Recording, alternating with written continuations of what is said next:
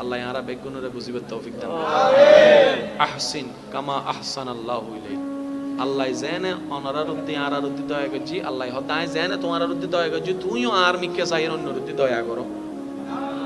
আজিয়াল মাহফিলাতুন I একখান জিনিস honour হাসে আবদার করে হইম জাতুন মন চাই নিজের বালাসন ইতারা লইবেন আর গুণ আওয়াজও করানোর দরকার নাই, মাতনের দরকার নাই।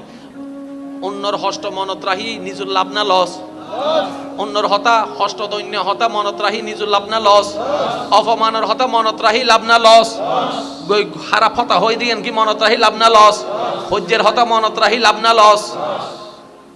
আল্লাহর মিকে সাইয়ারে এই পর্যন্ত অনারারে আরারে যারা ইচ্ছাই অনিচ্ছাই হষ্ট দি ইবে যেব গোবাজিন সনত দরানে ম হালা মা বাবা চাচা বউ ফুয়া জামাই বেগিন বাদন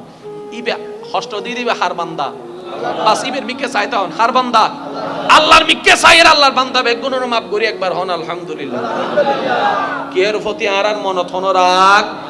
কের প্রতি আরার হন ক্ষোভ, কের প্রতি আরার হন অভিযোগ, আল্লাহর মিকে চাই মাফ করে দিলাম হন আমিন।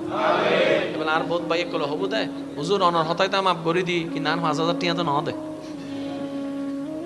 হবো আছে না মাথন না আছে না হয়তো বদায় হয়তো অনার বুঝাই নাও পারি দি অনে মাফ করন মানে আল্লাহ মাফ করন ন তো অনে মাফ পর্যন্ত মূলত নিজেরও মাফ করি বেল্লাই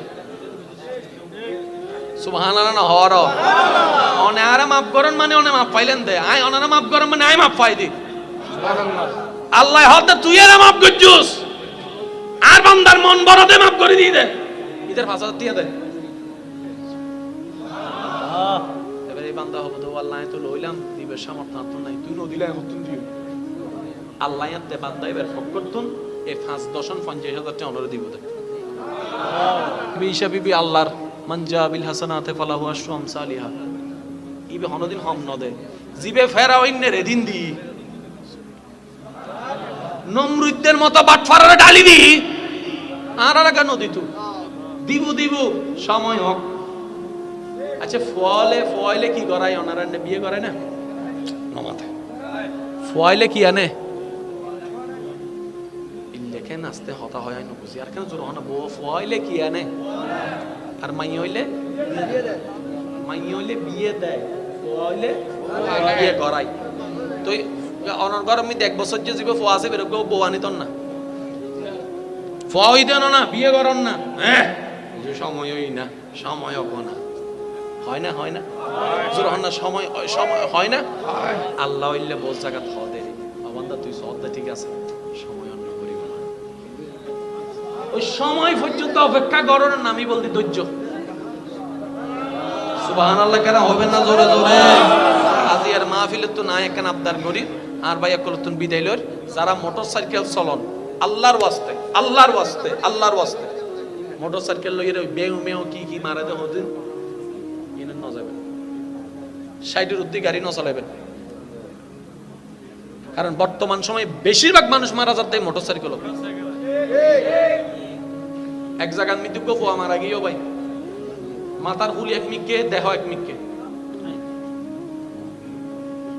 উনি লবা কইবেন ওই ফুয়াইবে যে এলাকার এই এলাকার প্রত্যেক মানুষ খুশি হতে মরে গিয়ে ভালো হইতে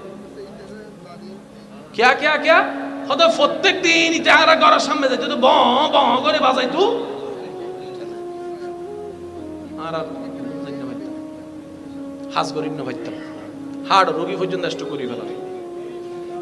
মানুষরে বিরক্ত করতে করতে বদদোয়া হামাই ফেলি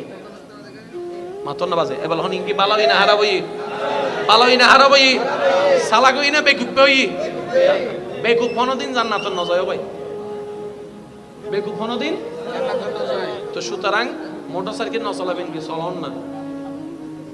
৮০ বছরের দাদাকে যদি মোটরসাইকেল দুলে দেখতে লাগে বন্ধুলে নমাতে গাড়ি